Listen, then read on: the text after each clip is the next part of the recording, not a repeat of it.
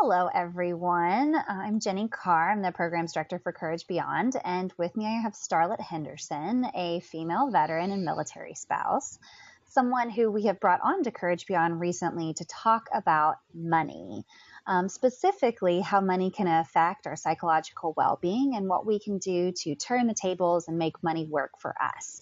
So we've invited Starlett onto this podcast today to do a deeper dive into that. So with that, I will hand it over to Starlett. Well, hi. Thanks, Jenny. I appreciate it. Like you said, have been brought on as a military veteran and an accredited financial counselor to talk to the audience, the Courage Beyond members, and the community of which I am a part and have benefited for a long time, to help give back to that community and help really begin this conversation of what it means to have ready money that is easily, hands-on, ready to go and help us endure what military life or transitioning out of military life has to offer.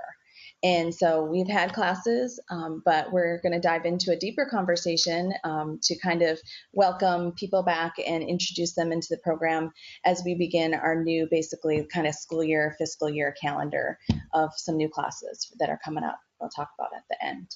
So as I was thinking about this fiscal year calendar and how we should approach things, we talked about experts coming on and giving advice or taking the education to the next level and developing or looking at research, how it affects military members, their transition, how fiscal health affects physical health and vice versa. And that's all well and good. And we're going to do that. We're going to tackle some of those topics this year. But we also talked about, the heart of Courage Beyond being stories and swapping stories and sharing testimonies and walking the journey alongside each other. And so I started to think, okay, battle buddy mentality, right?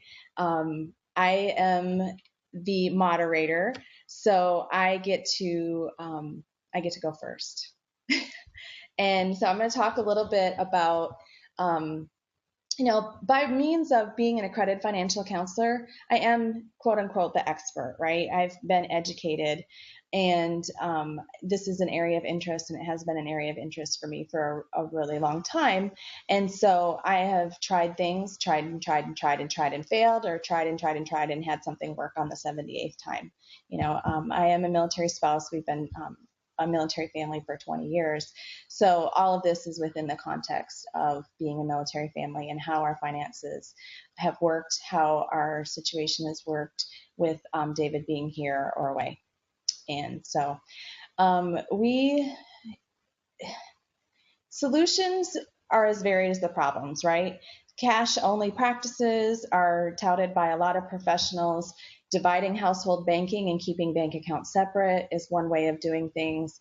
Plussing up accounts for the future at the expense of the present, or vice versa, is another way of doing things. There's just so many different ways of doing things. So I'm just going to basically confess about some things that I do at my house that are what I would say make us uncomfortable, right? And they're things that we've done that we would like to do better next time, or things that we've done that we've tried to do better next time, and that next time has come and we're still not better.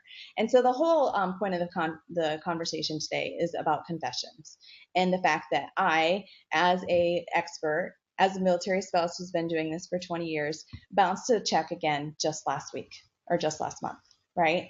And right? I mean, how many times do you think I might have kicked the proverbial dog over that one? I can hear people wondering out loud, like, who writes checks anymore? Anyway, right? Like, I carry a checkbook in my purse. I pull it out, and people are like, "What's that?" So there's that way of us doing things at home. Or how do you bounce a check when overdraft protection exists? Why didn't you have it? When you say you bounce a check again, like, what do you mean again? Like, you've done this before and didn't learn last time? And so last month, like, that's another thing I can hear them saying. It's just last month, like recently, after 20 years of doing this, or you've PCS'd, tax time was just recently, you have your refund in your account, you had advanced travel money. Like, how did you not have the money when you needed it, where you needed it. How is your money not ready? Oh gosh, I mean, it's really kind of embarrassing to share, being that I am now the moderator of a financial readiness program, right? I'm on call for another agency that teaches military families how to run their books, and we've been doing this for 20 years.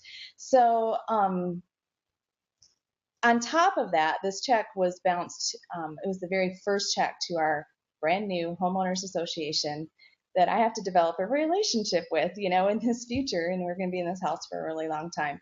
So there's a lot of anger, a lot of frustration at myself, frustration at my spouse, because I am left to kind of do all of this alone. He trusts me completely. And I, sometimes can't even totally trust myself. And then, there's the whole, I know better. I'm teaching people to do better. I thought that this is going to go down differently. But the truth is, my truth is, every PCS and every deployment, if I look back, I've bounced a check. And I'm not floating a check. I'm not doing it on purpose. I'm not like, I'll rob Peter and pay Paul, and just, try to make sure that this check is covered. But, it's just been an honest math mistake or timing a transfer, poor timing in the transfer. But honestly, if I look back, if it does not happen every time, it's happened 80% of the time, which is usually, that's my standard, right? 80%. That's my 100%. And that will be a whole nother podcast someday, maybe in the mental health community. I don't achieve or strive for 100% anymore. And so then that's where I started to really turn that conversation around and quit beating myself up, knowing it's going to happen again. Yes, it's an embarrassment. It helps me understand my community. It helps me understand my students. It helps me realize that there are some things that I can't control, even as a financial planner or a financial counselor. I just can't plan my way around not either bouncing a check or paying bills late, because I've done that too. So that was my big confession that I wanted to share. Well, I wanted to talk about it because, there's so much in that. And what I hear you talking about and what really resonates with me is this concept of shame and this concept of what money means to us and what money represents for us. And I think for a lot of people, myself included, there's a value on money that's not just the dollars in the bank account. It's a sign of planfulness and security and maturity. And when you don't have it, or when it doesn't behave right for you in a checking account, that looks badly on you. So I was on vacation last week, 2 weeks ago time. But on vacation, my credit cards basically thought that I was, being fraudulent, making fraudulent charges because I forgot to tell them I was going on vacation. And the amount of shame and embarrassment that I felt, and the amount of explaining I did to these poor salespeople and restaurant owners to explain to them how wonderful a person I was, right. I felt like made it even worse. Sitting there saying, I have lots of money, Thou doth protest too much, right? Yeah, exactly. They're like, sure you do.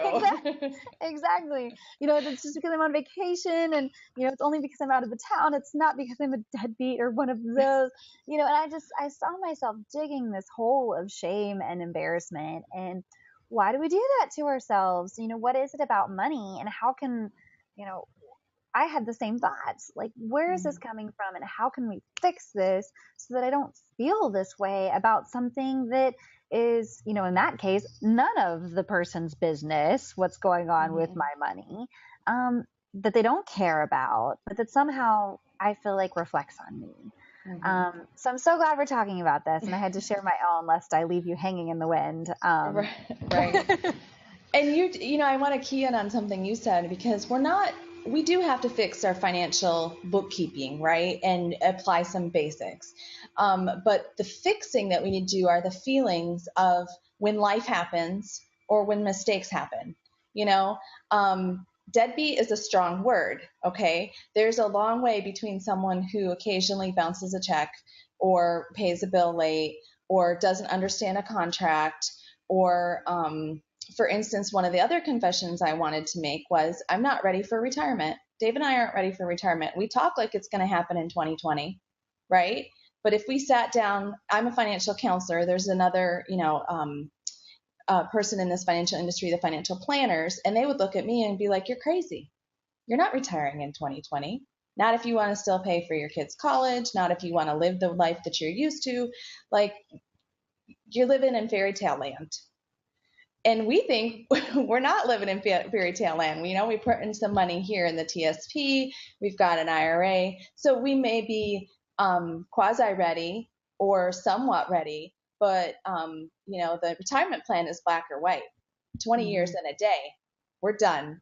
We step out, we get our 50% of David's pension, and we're still going to live like we're living now. And so there's a lot of denial in there too. And I know that just by way of talking to other people, that would resonate with them too. I mean, so I'm not confessing anything dirty or shameful or, I got you or whatever, but it is, it's all part of that conversation. I think people assume, okay, by way of the fact that I have AFC behind my name, that I've fixed everything. And forever here now, from now on, I won't be just achieving my standard of 80%. I'm more closer to the 99%, and I'm getting an A or A plus in financial management as the chief financial officer of our house. And I just wanted to dispel that, being that I'm going to be, I wouldn't, leading is not the right word. Moderating is the perfect word for this Facebook Ready Money class in the group. I'll be moderating, but my struggles, while they're not the same as people like I'm not taking care of my husband. I'm not a caregiver. We don't have those expenses and insurances, claims, and all that to deal with. It's a very strong, hard struggle. We're done expecting. We're done having babies that are unexpected, right? Because that's happened, right? And we're like living life high on the hog again. That's a phrase I'm probably overusing, but all of a sudden, oh, great. We didn't mean we're pregnant. We don't have that in the budget.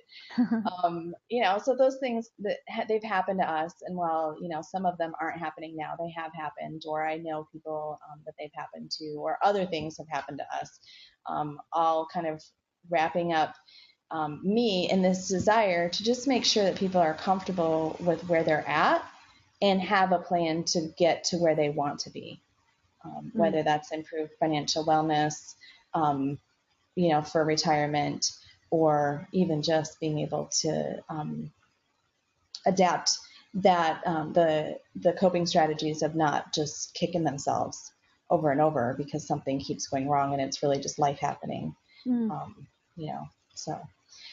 So what a great framework and for Ready Money. If our goal is financial wellness, we are eliminating the parts of ourselves or the spaces around us that are maybe not healthy in terms of our attitudes about money, clearing the way for a plan that we can work successfully. Yeah. Yes, absolutely. Awesome. I'm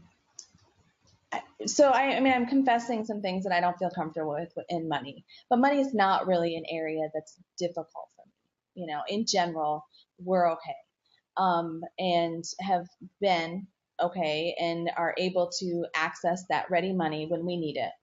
But where I draw the parallels and where you were just talking about as far as like trying to get rid of those behaviors that aren't beneficial to us, that parallels for me in my physical health. Right. Mm-hmm. So I understand what it is to continuously not make a goal for physical health, either for, lack of putting in the effort or, just not making a proper, a rational goal or something like that. Yeah. And I understand that. And so I've come to learn on that space, like I need to find some things that I can do well for the rest of my life and start there, I could go to CrossFit next week, right? But that's not something I'm going to endure longer than 6 weeks. So it's probably not where I want to go.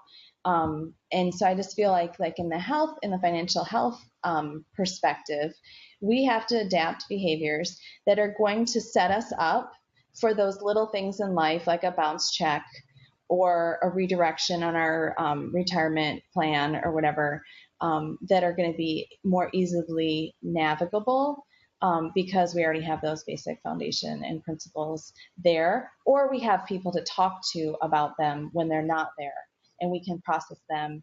And while we may never find someone else exactly in our situation, again, that 80% is met. You're going to find someone who probably will match 80% of what's going on in your life. They've either been there or done that or are there still, and you can exchange ideas. It's going to increase your endurance for the nasty things that are happening in life. And it's going to help you with that creative muscle. You know, you're watching them try, you're going to try some things yourself, and you might find that one puzzle that's going to bring you from, 50 to 70% or 70 to 80%, and prepare you for those mishaps in life that are going to happen because we're, military families. So now you're making me dork out over exercise, and I knew, you knew what button to pick with me, to push with me. Well, commonalities. That's what we're going to do is talk about life, money or otherwise. In all related.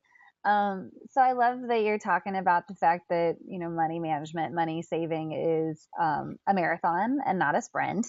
Mm-hmm. And I even love the fact that you brought up 80%, because from a heart rate perspective, let's talk about what's a sustainable heart rate. Awesome. So I certainly understand that not everybody's exercise geeks out there that like those analogies. But I certainly do, and what I'm excited about for Ready Money and can't wait to dive into for this next course is the idea that no matter where we're coming from, our feelings can be the same. So, as humans, we're capable of this capacity of emotion, or certain set of emotions, and because we are dwelling from that same range, we can find commonality there. Mm-hmm. And then, regardless of what the scenario is that is causing those issues, internally, we can work to fix those internal issues together. So I'm excited. I think it'll be fun. And I can't wait to get started.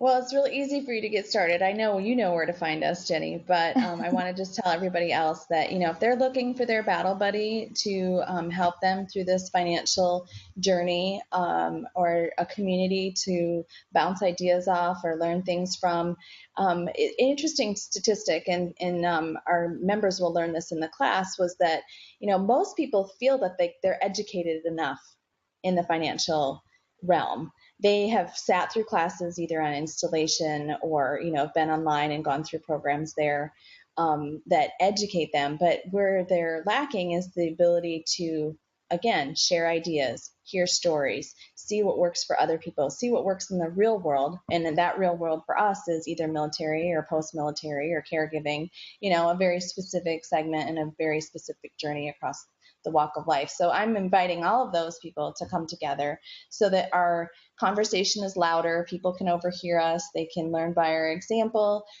They can come in. The more people there are, the more the likelihood that you'll find that 80% match and find a battle buddy that is closer to understanding you than maybe your next door neighbor or someone sitting with you at a class on financial readiness on base or wherever you go.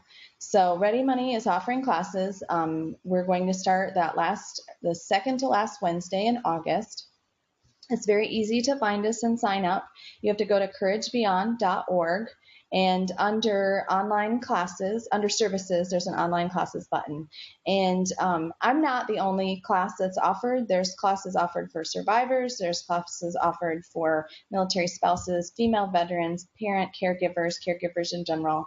I've just been welcomed recently as the financial piece. And for some of those people, that financial discussion was what, the missing puzzle piece. And so we're all just going to work together to make sure that we're stronger and to make sure that we can go along this journey with half a chance at being able to whistle, while we work, and have a little bit more personal satisfaction in life through these classes. So it's a 3-part class.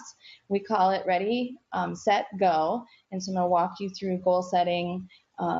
We're going to walk you through measuring whether or not you're achieving those goals, and kind of set up a plan that you can move forward with.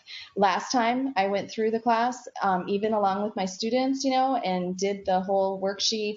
And I'm happy to say that I do have my little nest egg squirreled away for a car when I want to put a down payment on a car. We talk about rules of thumb and whether they're realistic in this day and age, and whether it's an all or nothing kind of mentality that we should be applying, which, quick answer is no.